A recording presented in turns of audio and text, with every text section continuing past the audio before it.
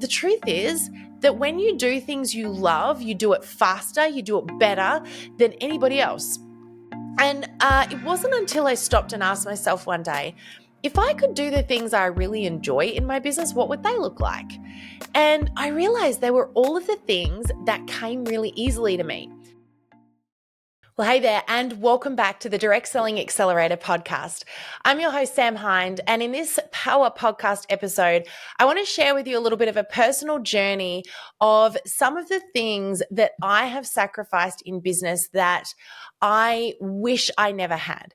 Now, the reason I want to talk about this is I get the honor and privilege of working with people growing small businesses every single day, literally thousands of people across the globe.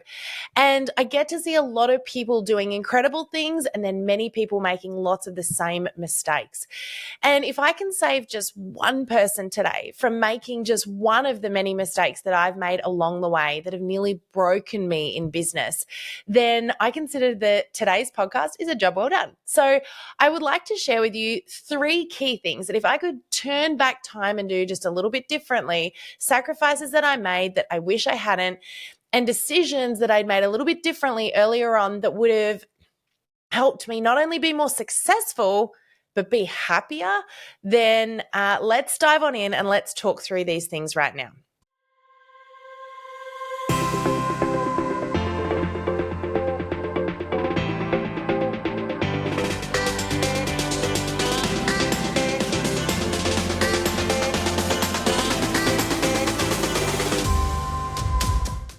So let's talk about thing number 1. And I think this is something that is a work in progress for everybody. As soon as I say this, you're going to, yeah, well, that's no brainer, Sam, obviously. But here's the thing. How do we change this? How do we fix it? So here's what it is. It's sacrificing time in the wrong places. Now, the phrase work smarter, not harder is so true. But in the early stages of business, I thought that in order to be able to pat myself on the back at the end of the day and say, I've done a good job, even if I'd achieved nothing that moved the needle, if I'd been really, really, really busy with my time, then I could throw my hands in the air and say, I did my best. And so I got into this place where I would work endless hours on things that weren't moving the needle, weren't necessarily helping me. And I hustled my backside off, only to realize that the truth is that we actually don't have to work more hours. We need to pick the things that are going to move the needle for us the most. And one of the best books I ever read on this that has changed the game for me, and I've read a lot of books, but one of those was actually Eat That Frog by Brian Tracy. Now, if you've heard me, inside of our memberships or talking at all for a period of time, you would have heard me bring this book up because this one changed the game for me in business. What it helped me do was identify what are the things in my business that I could be doing? What are the activities that I could be doing that will move the needle for me? Rather than being busy work, they're about productive work. And so that book was absolutely game changing. And I refer back to it internally daily. Another thing that my business coach taught me recently, and I can't believe I've only just recently sat down and really paid attention to this, was that whenever you sit down to work for the day, start your day with what he calls the MIT. I put it in my calendar as that, the most important thing. And I'll spend 30 minutes at the beginning of my day before I touch email, before I pick up the phone, before I have any meetings, doing something in my business that I know is what I would call a frog. If you've read the book, you know what I'm talking about. But my most important thing, something that's going to move the needle for me. Now, I'm going to be really honest. Often the most important thing is actually networking, because for me, networking, and probably for you too, if you're in the direct selling industry, is one of the most powerful activities that you can be doing. Your network is your net worth, and you don't grow your business if you don't have the relationships. So working smarter, not harder. Now, the other cool thing about this is, and I'm going to do an episode in the coming weeks on AI, because AI has become my PA, my best friend. probably not my best friend. That's probably going a little bit far. And don't tell ChatGPT that, but it has become literally my right hand, my wingman, if you like. And I use it to save myself so much time that I used to spend spinning the wheels. I don't need to sit there and do hours and hours and hours of brainstorming and thinking about, topics or social media content ideas or how to write that perfect email. I can use AI to save me so much of that time. So I can put my time and effort into what I call my genius zone. And this is a thing I wish I'd learned earlier on. And I definitely sacrificed a lot of unnecessary time doing tasks that I should never have done.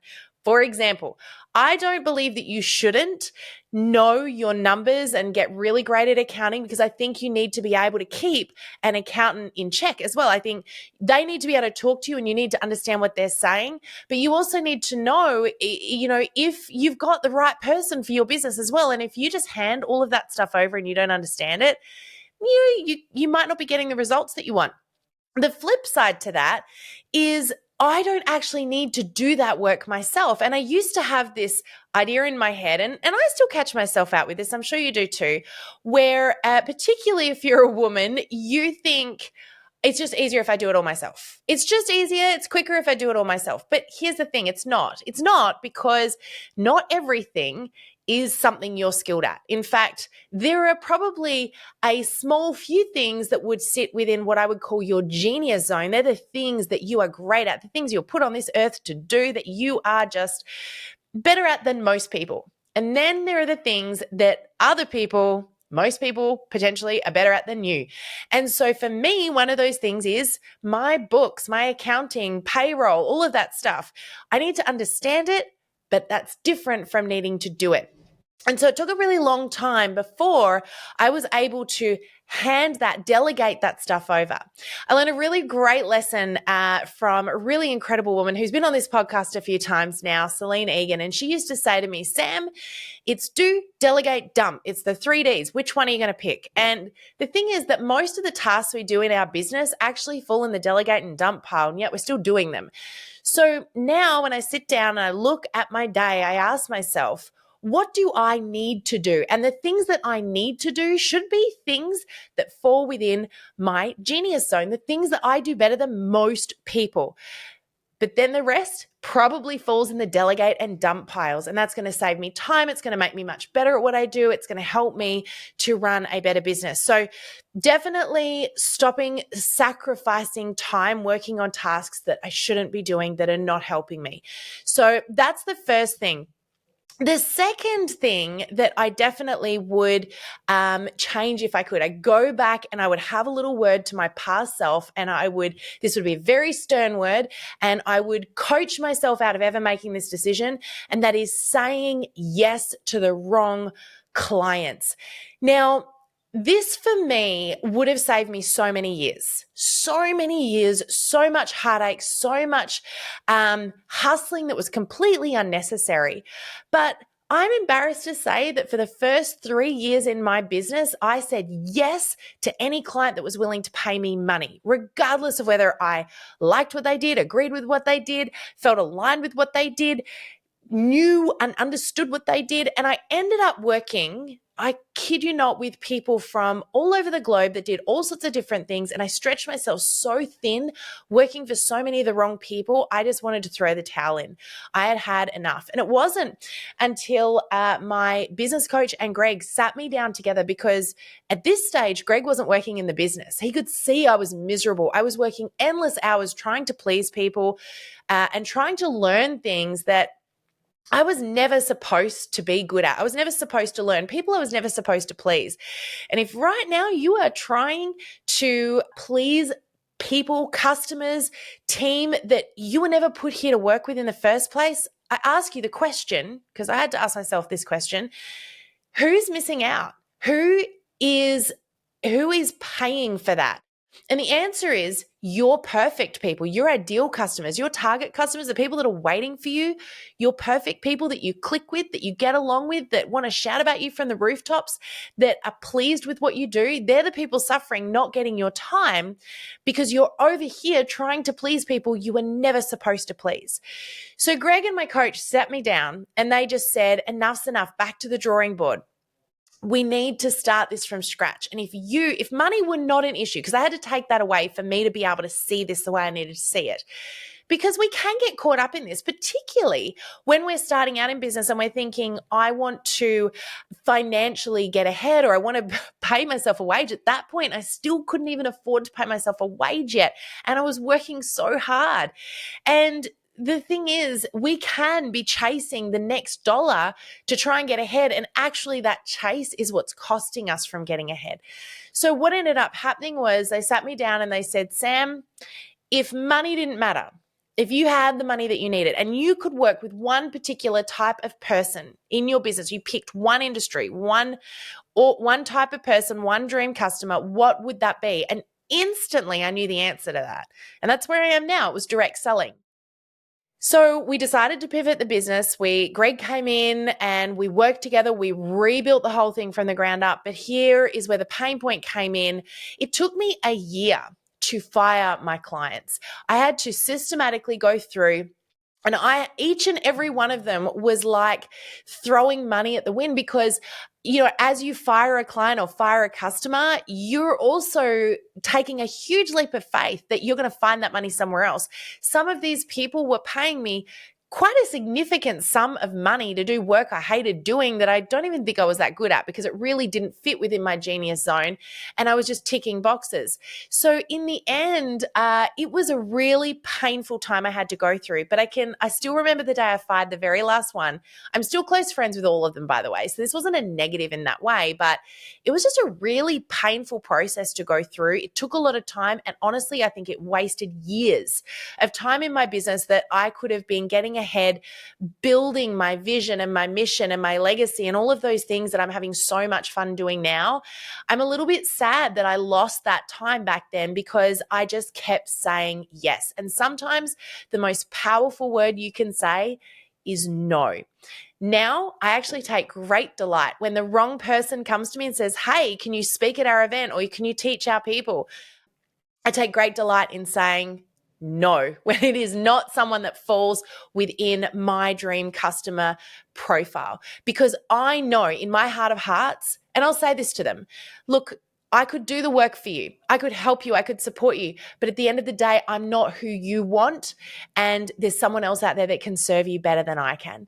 And I also know the reverse is true. So I want to be able to walk away from every client, every person, every event that I work with, knowing I gave my best, I did a great job, and I'm helping those people move the needle. And I love saying no because it means that I'm steering more towards that direction. But it was a lesson I had to learn the hard way. So thinking about, and having a dream client checklist is a really powerful thing to do. We also at that same time changed the name of our business, and initially my business was called Sam Lee's Consulting, which was very original, but it was my name, my maiden name, and I kind of built the whole business around me until I realized that it wasn't about me. The vision was much bigger than that. The mission was much bigger than that. And so we changed the name of the business, and I feel very blessed that we were actually able to come up with a name that encompasses our mission, which is a one-liner. Oxano, the name Oxano, which is the name of our company, is a Greek biblical word that means to cause, to grow, and become greater. And that's my litmus test. Whenever I'm speaking to someone new and I meet with a potential new client, I'm asking myself the whole time I'm talking to that person, can I cause them to grow and become greater?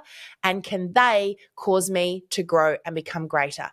And can I help their people grow and become greater? And it's all encompassing. So if my answer to that is yes, yes, and yes, then that's my litmus test. That's my dream client checklist.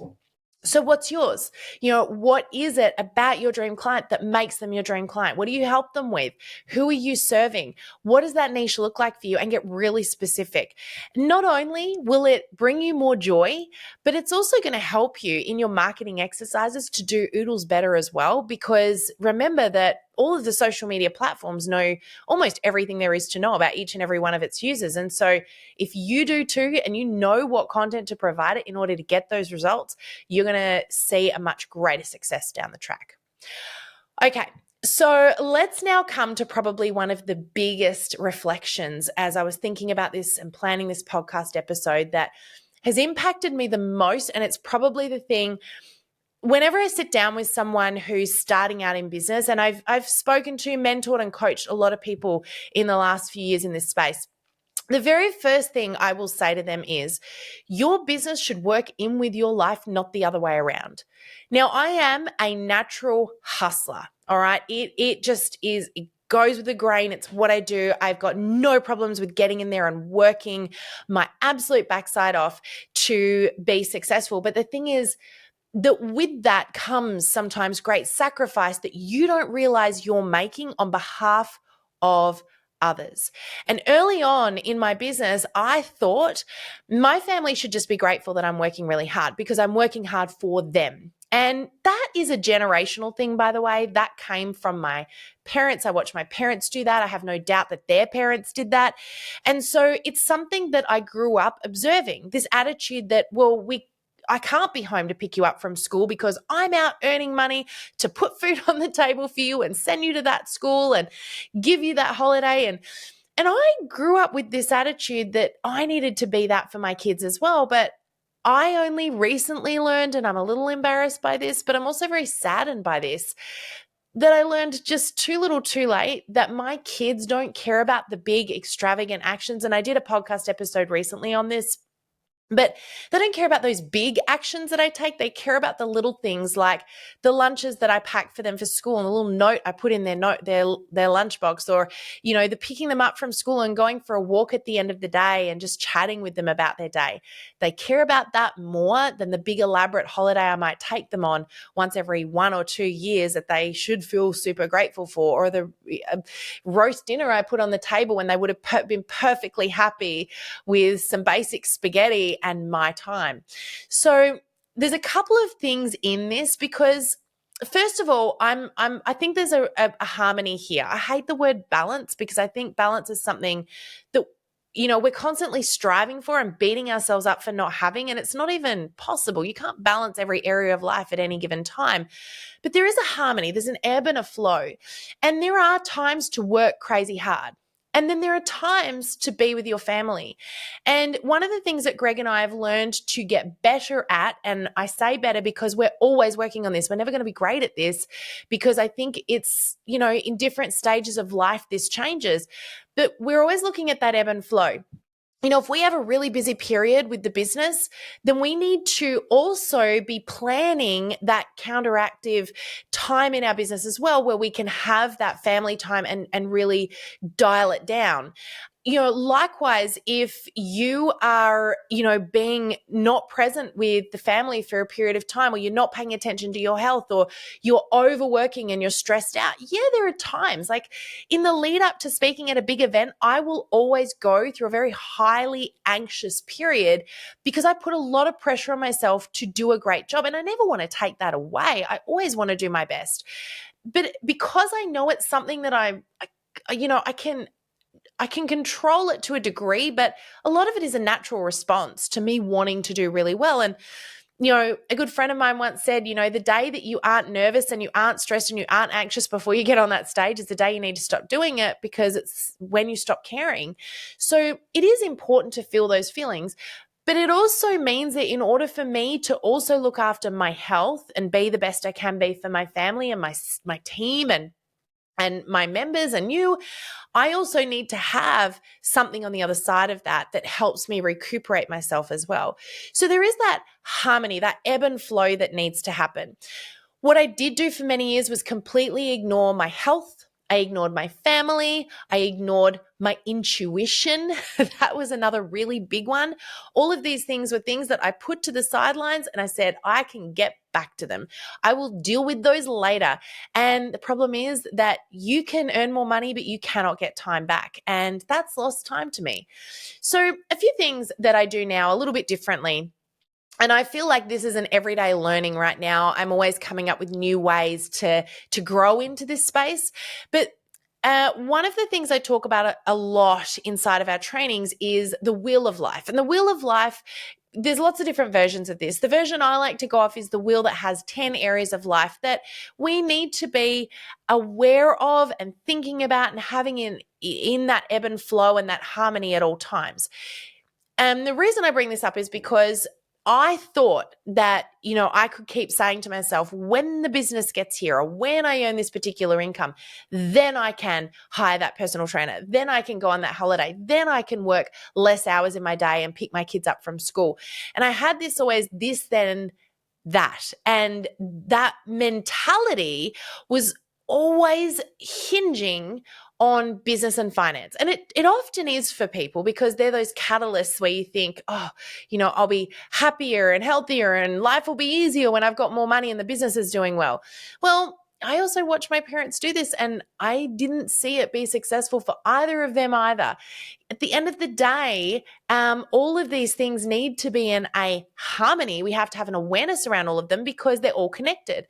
If I don't take care of my health, then that is going to impact all of the other 9 areas of my life, my relationship, my learning, my legacy, my business, my finances, everything. If I am not putting time and energy into my learning, my growth, my personal growth, that is going to impact all of the other 9 areas. It's going to impact my relationship, my health, my fitness, my spirituality, my business, my finances.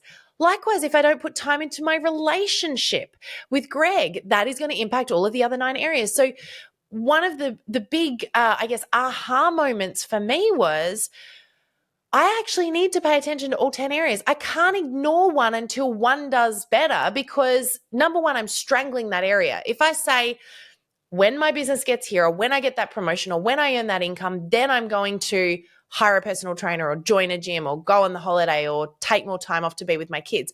If I use that mentality, what I'm essentially doing is setting myself up to fail because my business can't be as successful as it possibly could be if my health isn't in check, if my relationship isn't in check, if my learning isn't in check, et cetera, et cetera. And so what happens is the business doesn't get to where I've perceived it needed to go in order to make that thing possible. And you become resentful of the very thing that you are causing to fail in the first place because that balance is completely out of whack. So where I'm going with this is that one of the greatest things that I learned in business was it's not about business. Business becomes more successful when these other areas are given the attention that they need. It was the day that I sat down and I spoke to my coach about this and he told me about the wheel and I was so upset. I was saying to him, look, I feel like there's a glass ceiling on the business. I know where I want it to go and I just feel like I cannot get past this particular point. And he asked the question, Sam, how much time are you spending on your business every week? And I thought he was attacking whether I was working hard enough. Naturally, that's where my head went. And I said to him, look, Mike, I can't do any more in my business. I can't work anymore. I've got no more hours. I'm already not present with my family. I'm already not taking time to go for a run, to be with Greg, to do all of these things. I can't work anymore. And he said, that's the problem. He said, you're working on your business so much, you are suffocating your business. It's not getting what it needs from you because you're ignoring all of these other areas of your life. And so he said, I don't want you to focus on the business right now. I want you to focus on your relationship with Greg. I want you to go on a date once a week. And on that date, you're not allowed to talk about work and you're not allowed to talk about the kids. Best rule, by the way, ever for date night. We'll make it very hard for a while, I'll just tell you, but best rule ever. And he said, I want you to go for a run twice a week. And I want you to take some time out to do something you love that you have not given yourself time to do in a long time. Go for a bubble bath, read a book, go for a hike, do something you enjoy that feels like a little luxury. and take care of yourself. And he said, on top of that, I want you to find an hour every couple of days that you can take away from work and put into your kids and go and spend that time with them. Go for a milkshake date or go for a walk with them, pick them up from school, cook a meal together, but do something where you're balancing your life. He said, I promise you, you will watch your business naturally grow when you start to do those things. And he was so right. My business took on a whole new lease of life and I was working in it less. But what happened was he simultaneously reminded me of the MIT, the most important thing. So when I came into my business every day, I was working less hours, but the hours that I was working were moving the needle more. And I was applying the eat that frog philosophy to my business as well. So I knew exactly what I needed to be working on every day so I could get in, get results, get out, and not be sacrificing time in all of those other 10 areas of my life. The last thing here I just touched on before was the intuition side of things. And, I really do believe that we have an inner knowing that we're terrible at listening to. I think in our first few years of life, as we, start to go through school and we go through the system, I really believe that we have the intuition beaten out of us. We're taught how to stop listening to it, how to start listening to rules and regulations and norm and fit within this bubble that we're supposed to fit into. When the truth is, we have this inner knowing, and I love what Tony Robbins says, when you don't know, you know. And I'll often practice this on my kids. Try this out one day when they say to you, oh, I just don't know the answer. I just don't know what I want to do, or I just don't know. Say this to them. Okay, but if you did know, what would it be? And often they won't even stop and think about what you just said and they'll answer the question. And the truth is, if you ask yourself that question a lot of the time, you know the answer.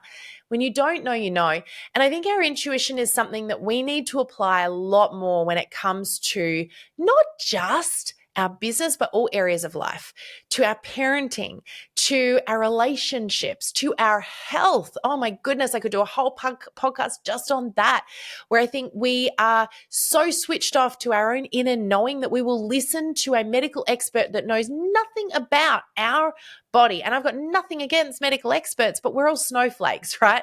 We all have unique, different bodies, and we are the CEO of that body. I'm going off on a tangent here, but hear me out for a second, because it is our responsibility to make the final decision. And that final decision needs to come down to what we know about us, not a normal system that jams everyone into a category, because you're not a category, you're you. There is only one of you.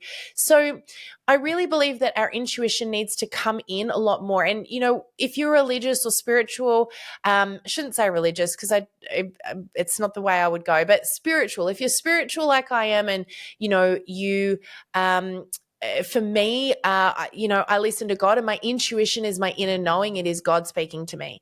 And so whatever that is for you, whether that is just stopping and just listening to yourself, whether that is stopping and just praying for a moment, whether that is just being silent. Sometimes I think we already have all of the answers, especially when it comes to business, because the business you're in is not accidental. We often think that business needs to look like a lot of hard work in order for us to be able to stand on a pedestal and say, I've done a good job. Do you know what I also learned over these last 11 years in business is the things you enjoy the most tend to be the things you're best at. I got into a little period of time where I was spending all of my time doing things I hated. Bookwork, paperwork, checking through my emails, managing all of the accounts. And I thought that the things I didn't like, I needed to do more of because it felt like hard work. Therefore, I could go home at the end of the day and say, I'd done a good day of hard work and therefore I'm doing really well here. Or at least I've earned my pay for the week. Well, the truth is that when you do things you love, you do it faster, you do it better than anybody else. And it wasn't until I stopped and asked myself one day, if I could do the things I really enjoy in my business, what would they look like? And I realized they were all of the things that came really easily to me. And it wasn't until I was having this conversation with somebody else who was in a different business, who had a very different skill set.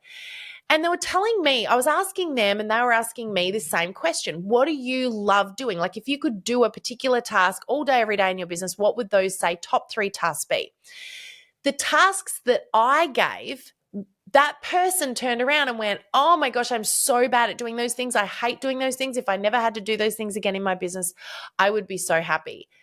And the things that they said they loved, I gave exactly the same response to. The thing is, those tasks are not less important. So why do we think that we need to do things we hate? That's where the do, delegate, dump comes in. For me, speaking to people and networking and connecting and relationship building is, if I could do that all day, every day, I would be on cloud 9. I love it. If I could teach all day, every day, I would be on cloud 9. I would love it. Are those things unimportant in my business? Heck no. Are they things that a lot of other people struggle with and find really hard? I realize later on down the track, yes, they really do. And these are, for me, some of my super skills, some of my gifts. They're things I was put here to do. So why not put your time and energy and effort into the things you love that are going to yield you better results? Doesn't mean we ignore the other stuff that's also important. We've got to find a way to make sure they happen.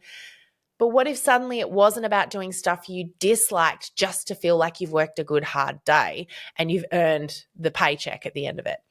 So they're the things that I wouldn't sacrifice again if I were to start out. And honestly, I'm really glad I learned these lessons the hard way because I'm able to share it with you right now. But if I could go back in time and hindsight was a thing that I could activate right now, I would definitely go back and I would change things. And I know absolutely for certain that if I did these things a little differently, I would have got to where I wanted to go so much faster. The trajectory totally would have changed and the joy in my business would be on a completely different level. So hopefully that has spoken to someone today. If just anybody is listening to this and they're like, oh, yep, okay, that's one thing that I probably need to rethink, or, it's given me a new way to look at something, then, hey, I've done my job here. I will just come back to one of the last things I talked about too, because I just realized that this was a big shift that I made in this space recently in the last few years that made probably one of the biggest differences. And I've talked about it on this podcast before a few times, but one of the things that I realized maybe a little bit late in my parenting journey and in my relationship journey as well is being present isn't being in the room. And I thought that if I come home and I hang with my family and, I'm on my phone and I'm checking my emails or I'm answering the phone, if I'm just in the house and I'm present, I'm there and they should be grateful for that. The truth is the opposite, that they'd rather me go and spend a couple more hours at work and get it out of the way and come home and be with them, be present in the room. So the thing that I changed a few years ago, for a number of reasons, for that reason, but also because it was better for my own mental health, was my phone no longer lives in my bedroom. If you've listened to my podcast before, you've heard me talk about this, but I can't stress this enough. Our mobile phones have become this device that is literally another limb. And, we're teaching our kids things with this too, as well as setting this precedent that we don't need to be switched on and present with the humans in our life anymore. And so now I make sure that my phone is turned off at a particular time, depending on what I'm doing or the season or what's going on. I try and make sure that it is off by 8:00 or at least out of sight and it lives on silent, by the way. So it's never ringing, it's never buzzing. But 8:00, it's out of bounds and it does not go in my bedroom. And that way I'm not tempted to roll over in bed and tap the phone and see if I've got any notifications, because it does become highly addictive and it means I can't be there for my family. It means I'm not even there for me. I'm not even thinking about my own stuff anymore. So they're just a few of the things that I have shifted and changed in my world. Hopefully this has helped you today, given you a little bit of inspiration, but I just want to remind you, you're doing an amazing job. And the fact that you're listening to this episode says to me that you are growing and you are prioritizing you. And that's the best piece of advice I can ever give you. Prioritize you. Make sure you're taking care of yourself, because you cannot pour from an empty cup. Spend time doing the things that you love. Spend time investing in the gifts that you have, your super skills. And remember that not everyone has those. You were put here to do particular things, to be a particular person. Don't push against that and listen to that all in and knowing that intuition. Start to pay more attention to it, because when you don't know, you know. So I'm hoping that this has been helpful for you. Thank you again for tuning in. It's been so great having you here. Make sure you hit that subscribe button and don't forget to share this episode with someone that is in your world, that drops into your heart right now, that you think might need to hear this message. But thank you again so much for spending this time with me and tuning on in. It's been great having you here. Bye for now. Thank you for joining us in this episode of the Direct Selling Accelerator podcast. If you love listening and you found that this was helpful for your direct selling business, please like and subscribe to our YouTube channel. You can also check out the recommended video that's popped up on your screen right here. I look forward to seeing you again next time. Bye for now.